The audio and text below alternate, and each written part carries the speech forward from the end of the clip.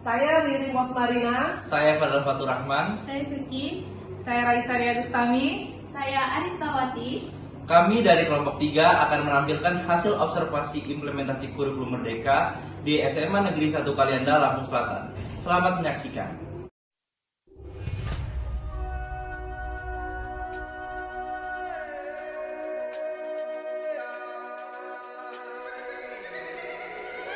SMA Negeri 1 Kalianda merupakan salah satu sekolah penggerak yang berada di Kabupaten Lampung Selatan. SMA Negeri 1 Kalianda berdiri pada tahun 1981.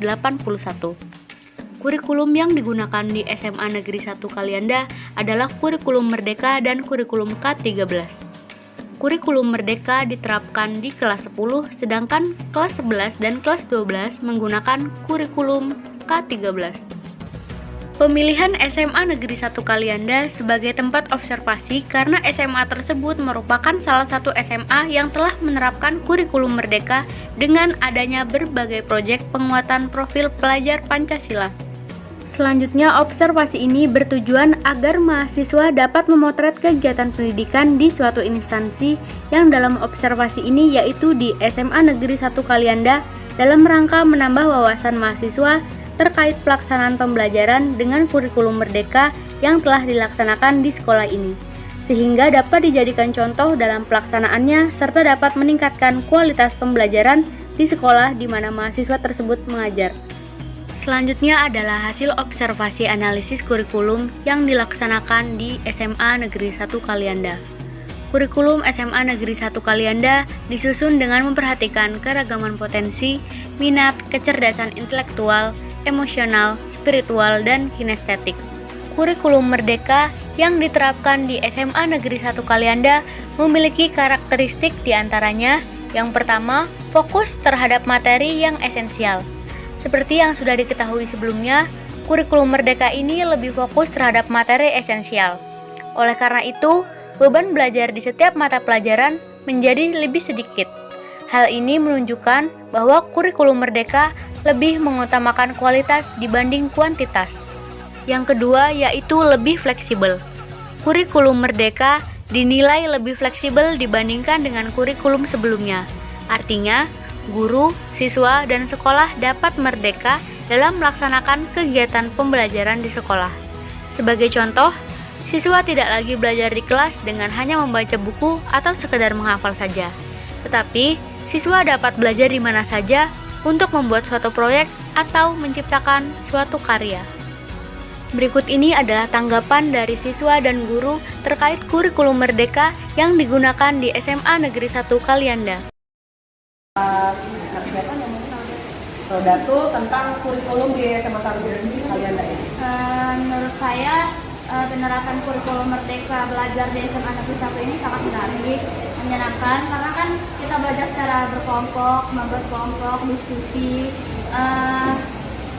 Tapi selain menyenangkan ada yang kurang. Ini ya Bu, kayak misalnya banyak tugasnya gitu. Ya. Tugasnya itu untuk bersama, mandiri atau bagaimana yang dirasakan Datul sendiri? Lebih ke mandiri sih Bu, karena Contohnya seperti apa misalnya? apa ya? Kayak membuat catatan atau rangkuman. Jadi untuk yang diharapkan bagaimana?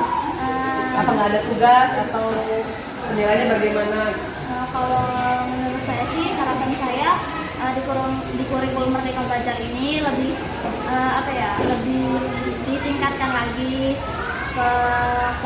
ke kreatifan cara mengajar atau cara kita belajar. Selanjutnya yaitu pendapat dari Bapak Fahrudin selaku guru yang mengajar di SMA Negeri 1 Kalianda. Kalau menurut saya sih sudah terlaksana dengan baik gitu ya, walaupun kita juga sebenarnya masih beradaptasi, kita masih belajar ya. Tetapi dari semuanya udah berjalan dengan sesuai dengan perencanaan yang sudah dikenal. Kamu laki-laki jangan ingin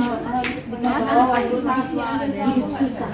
Tapi bagaimana kamu bersusah-susah untuk menyenangkan? Kalau siswanya sebenarnya sih responnya secara umum sih senang sih karena di situ tidak hanya belajar intrakurikuler ya yang KBM di dalam kelas, tapi di situ ada kegiatan P5.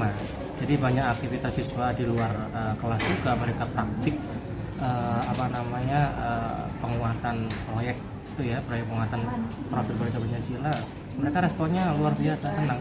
Bahkan mereka udah selesai pun tanya, Pak, kapan ya mau ada lagi ya? Nah, artinya respon siswa itu positif dan menyenangkan gitu ya. Kalau dari segi materi pun kan banyak sekali yang disederhanakan sih sebenarnya, jadi nggak terlalu membebankan kepada siswa, makanya mereka senang sebenarnya.